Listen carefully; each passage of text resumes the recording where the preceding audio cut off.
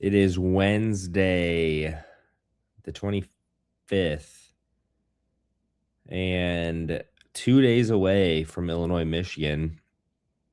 Big game Friday night, one of the biggest of the season.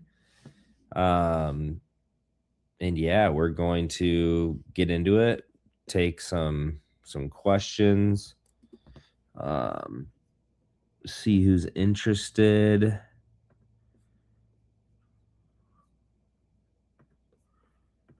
And yeah, feel free to comment and let us know what your thoughts are on the game. Michigan beat up on Minnesota last night. Um,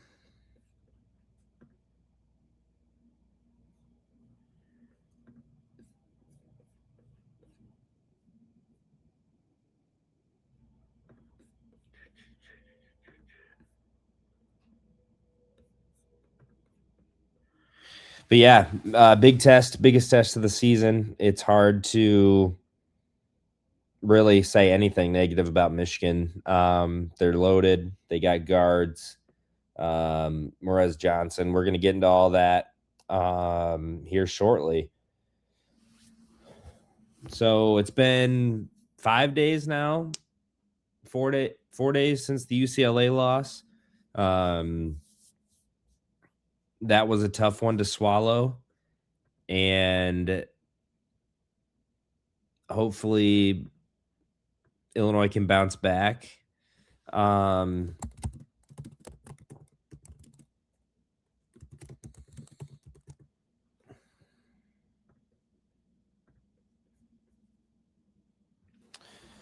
yeah, send in your questions and things. We can chat about your comments. This is the Champaign Room live. Yeah, so let's get into it. It's obviously huge for Big Ten placement. Big Ten titles probably out of the conversation. As most of you know, I think Michigan locked up at least a share of it. And this is more for trying to get a place for that triple bye in the Big Ten tournament. Let's see, Nebraska won tonight. You need a couple of those teams to lose so we can lock up the double bye. We need like Nebraska, Michigan State, Purdue to start losing so we can get into that bye. Nebraska, I think, technically is slightly ahead of you now because they have a better overall record since you split the head-to-head. So you're tied for second, but technically Nebraska would have the edge on you right there. So yeah, I think getting just those extra couple days of rest and then you have less games to play before the NCAA tournament would be huge. I think Michigan State and Purdue play tomorrow, so that'll be a big matchup. One of them is going to take a loss. But yeah, huge game Friday night. I think Bart Torvik has you as like it has it as like a pick'em game. So really should be up for grabs. Illinois, really a 2 seed would be super ideal. So winning this game would go a long way for that 2 seed. Would probably outweigh any bad loss you have, even though UCLA wasn't a bad loss technically by the metrics. It felt really bad in the moment. But a Michigan win would do a lot of work for your resume, as they've only lost twice, obviously, in close fashion to Duke and Wisconsin, who also beat you, and then Duke is looking like they're the best team in the country. So, yeah, and then you get the 15 seed and the 7 seed, I believe, versus having, if you're a 3 seed, you got to play a 14 and possibly a 6, which If you're the 3 seed, you're obviously in the round of 32 going to play a team much very similar to yourself, similar to a Wisconsin or a UCLA who you've already lost to this year. So, um, yeah, this one would go a long way and probably completely lock up the 2 seed, even if you were to slip. So it looks like the odds came out already. Michigan's a 1.5 point favorite. Um, which makes a lot of sense. I mean, I bet, yeah, if you were at their place, they'd probably be like 4.5 point favorites. Over under a 156.5. So yeah, that means 70. Yeah, it's gonna be what, 70, 75, 73 or something like that. So the odds makers definitely predicting a big game. Tickets as low as $223. So if you have an extra couple $100 to throw, go for it. Comment if you're going to the game. I think it should be the best atmosphere of the year. I mean, people have been looking forward to it for a long time. Um, it's kind of a bummer that it's not for the Big Ten title, but still, like I've said, a lot of implications. Um,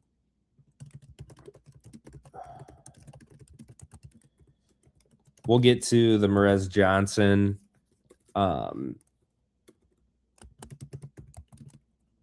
side of things, but that's obviously going to be a huge storyline. I imagine Orange Crush will show him a good time.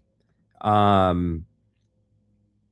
yeah, he's been a major piece. I think it was kind of a good divorce. Like, I would say, I don't know if Illinois got a ton. We didn't get better because he lost, but he would have probably been a little clunky in the offense this year. But he's obviously been a huge piece for Michigan. Gotten better defensively and definitely gotten better offensively as well. So you hate to see it. Merez is just somebody that really hurts. And it stinks because for every good situation, like a Dane Danger or a Coleman Hawkins, felt like that was kind of a mutual thing. It was you left it on good terms, and feels like for every one of those, there's a Sky Clark or a Merez Johnson, and who knows if like what the actual details are and if they'll ever come out. But um, as you've probably heard, Illinois won 9 of these games in a row. Making 10 in a row would be pretty crazy.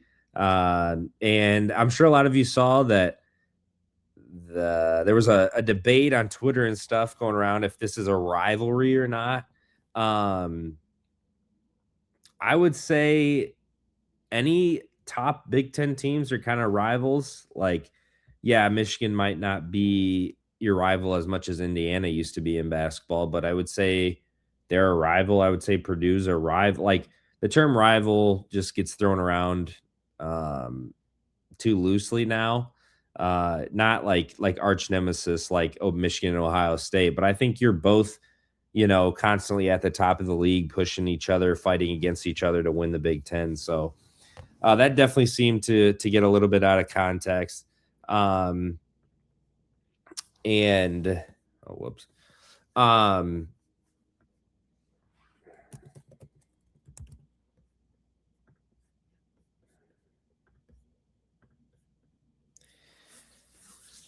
But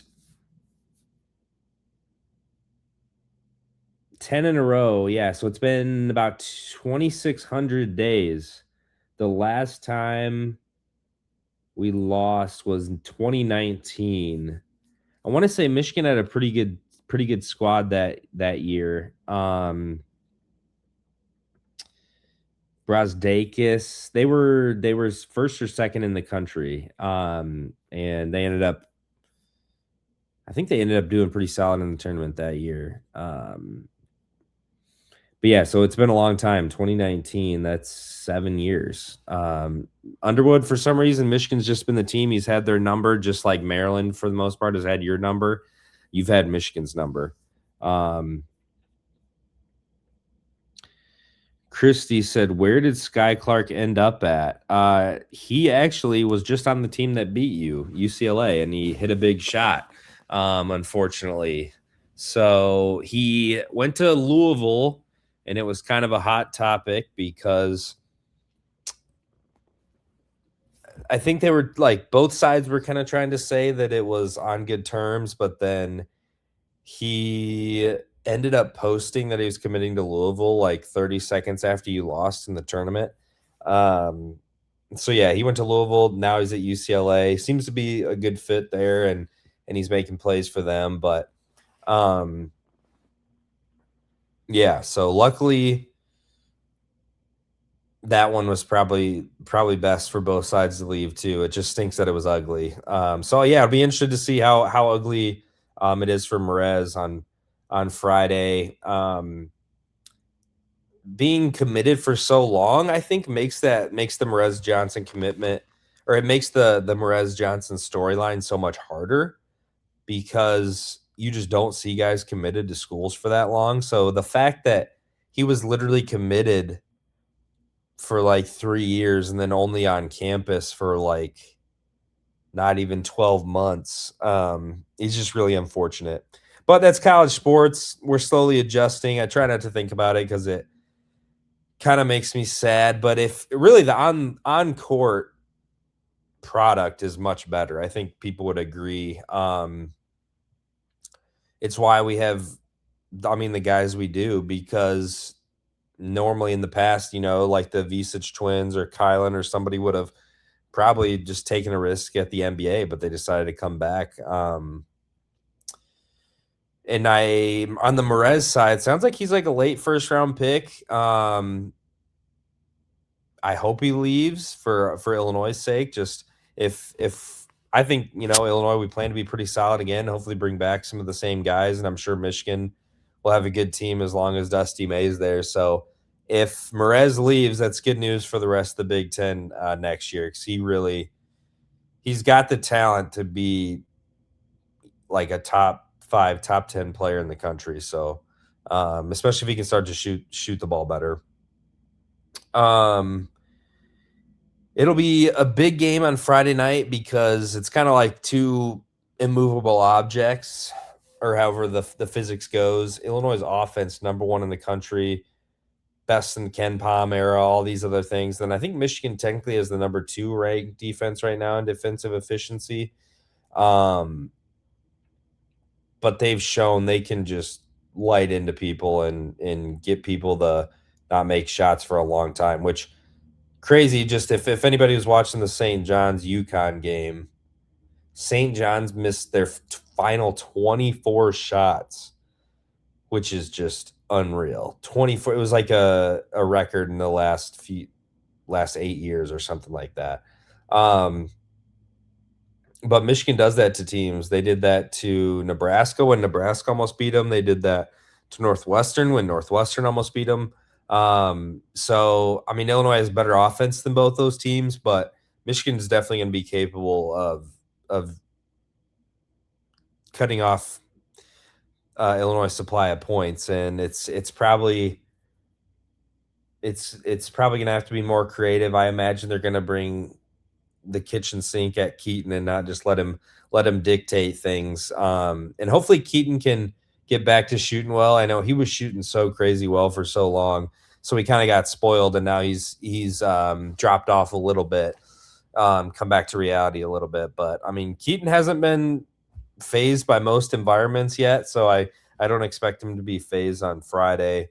And then offensively for Michigan, defensively for Illinois, just like get better, be better on the glass like you should be. Illinois has the size to be better on the glass, and just there's been a handful of the games that they've lost, it feels like they just haven't played up to their size. They give up a lot of defensive rebounds, and Michigan's obviously got crazy size. I think too when Michigan has struggled a little bit, they turn it over a ton, which Illinois doesn't turn teams over very often. But if you can get their guards to turn it over, I think that'll be huge. So big game from Kylan. Kaysen for Michigan has been crazy recently. I want to look at his stats. It's kind of funny. Look at for some reason, like half of Illinois' roster doesn't have pictures. I don't know why. That's probably when you go the European route. What often happens, but um, yeah, LJ Kaysen has been going crazy recently.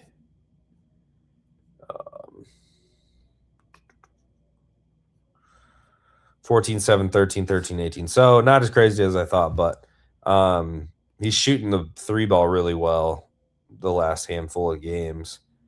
Um, so even if you get Cadeau in foul trouble or he's turning over and stuff a lot, you have Kaysen. Kaysen, I think is actually how you say it. But yeah, I mean, Michigan is loaded. They're super deep. Obviously, that's why they're so good.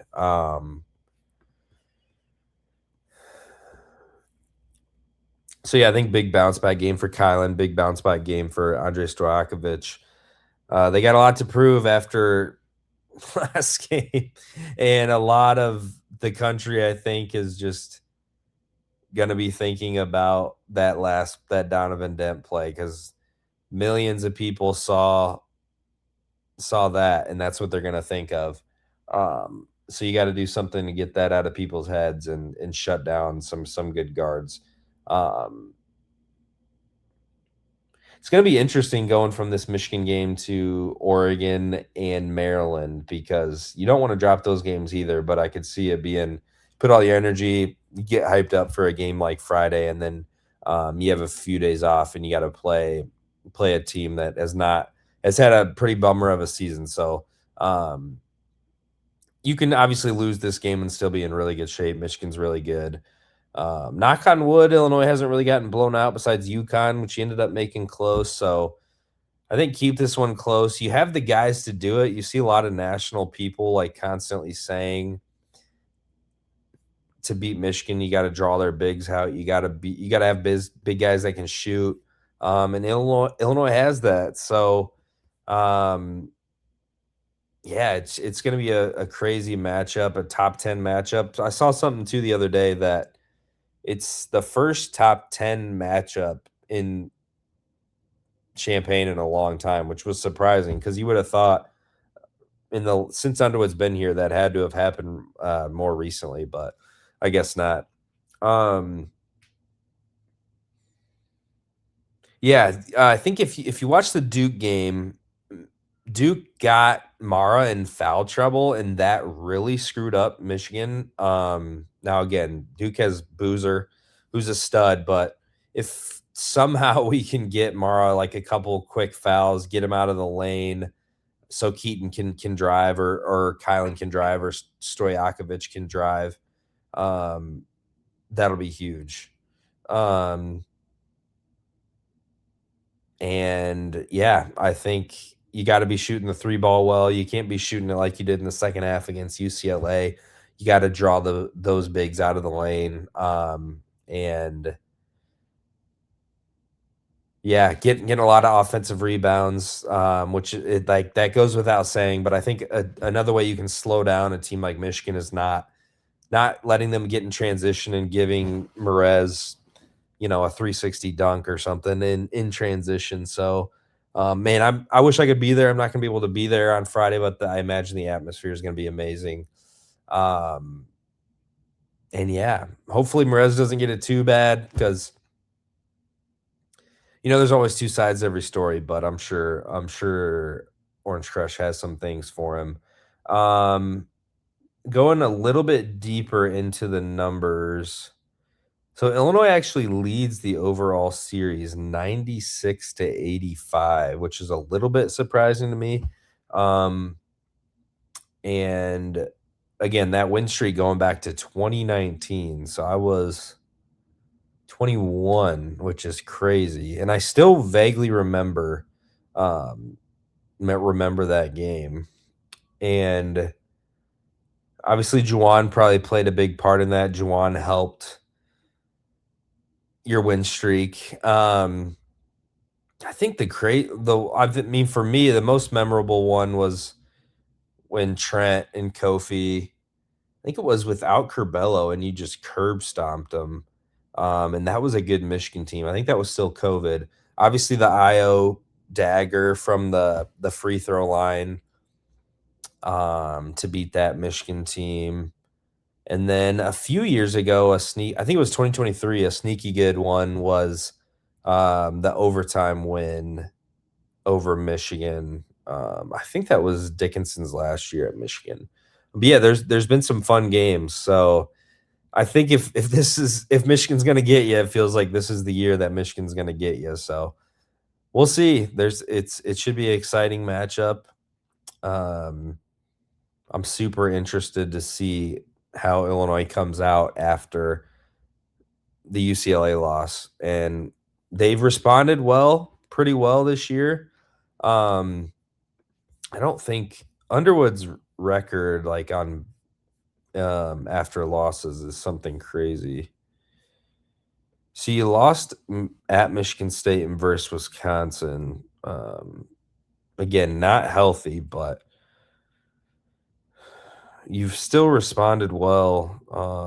I mean, I could definitely see Illinois going up and then needing to hang on to that lead, which would be almost more stressful. I'd rather it be back and forth because I think Illinois fans would feel a lot better about that UCLA game if it was back and forth the whole time.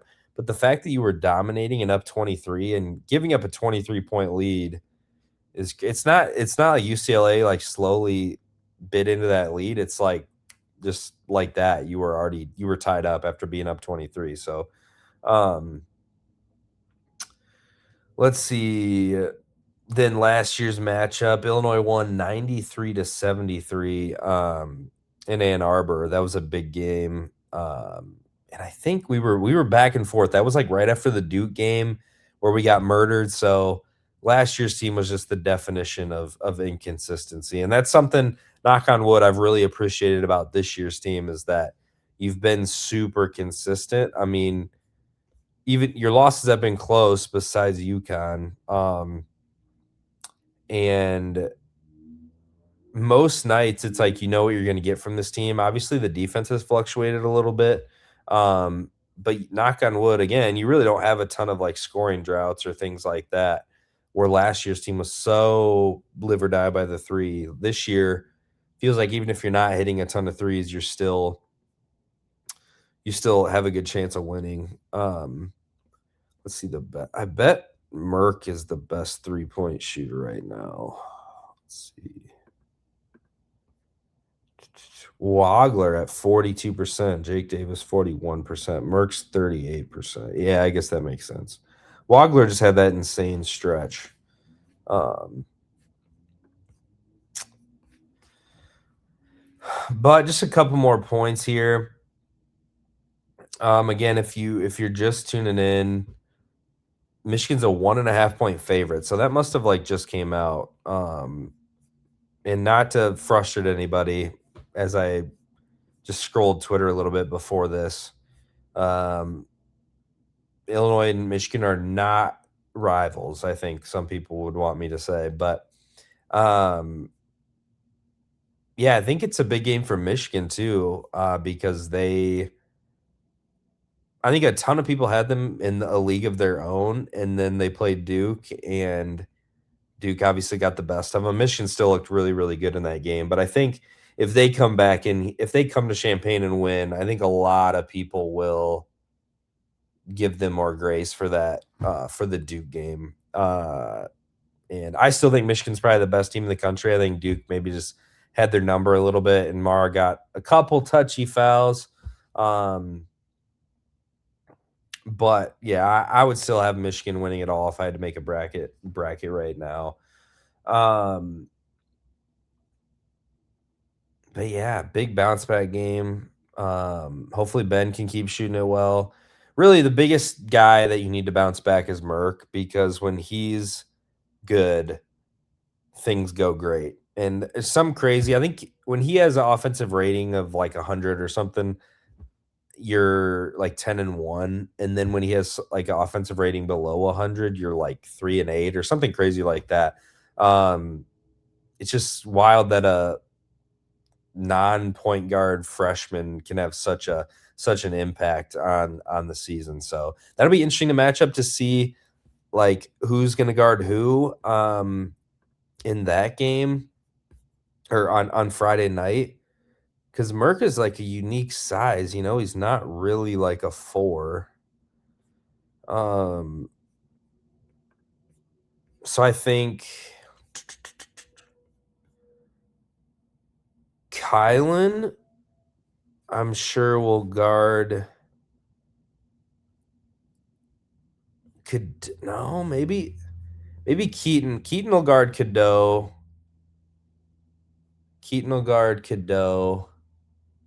Kylan will maybe guard Yaxel. Tommy and Mara. Man, then I don't think you put. Maybe you put Merck on Merez. Then who am I missing? Jake Davis and Gale. Is Gale their other starter? Anyways, it'll be interesting because who do you match up with? Who do you put on to who? You've definitely got the size to compete with Michigan, and you've got the shooting to pull out those guys, but they've got some wild matchups, and they're so deep too. So it'll be interesting to see if Brad goes a little bit deeper this game. I don't know who else you would put in versus the 7 or 8 guys you always play, but love to see another solid game from Big Z. He played decently well against UCLA, and yeah, I'm gonna go ahead and predict and wrap it up and get out of here. Let's see. I feel like you're gonna go up. Okay, let's say you're gonna go up 19 to like 12, and then Michigan's gonna fight their way back. You're maybe up 2 at halftime, and then I'm gonna say you lose by like 5 or 6. Let's say 78-74. 78-74. I think Michigan's going to pull it off. But you're going to compete, you're going to fight, you're going to have a lead early. Because in most of Michigan or in Michigan's close games, they've been losing, and then they just suffocate teams. And I just think unless you're shooting the 3 ball really well, I think it's going to be hard to get anything else going. And I don't know how Keaton's not going to be able to control the game as much as he normally is, I think, against a team like Michigan. So I think a close loss, 3 or 4 point loss, but I definitely think you can win. I would maybe feel a little bit better if you were playing better at home. I would almost feel better if this game was in Ann Arbor, but it's not. So, man, win this, though. Lock up that 2 seed. Probably lock up the double bye, depending on how everything else plays out. I forget who plays who, but really would help lock up that double bye and the 2 seed and all those fun things. So, yeah, thanks for tuning in. Follow all the things. We'll be doing some more live streams and most likely going live after the game on Friday night. Hopefully it's a celebratory pod, a celebratory live reaction. But I'm Isaac with the Champaign Room, and have a good rest of your night and go Illini.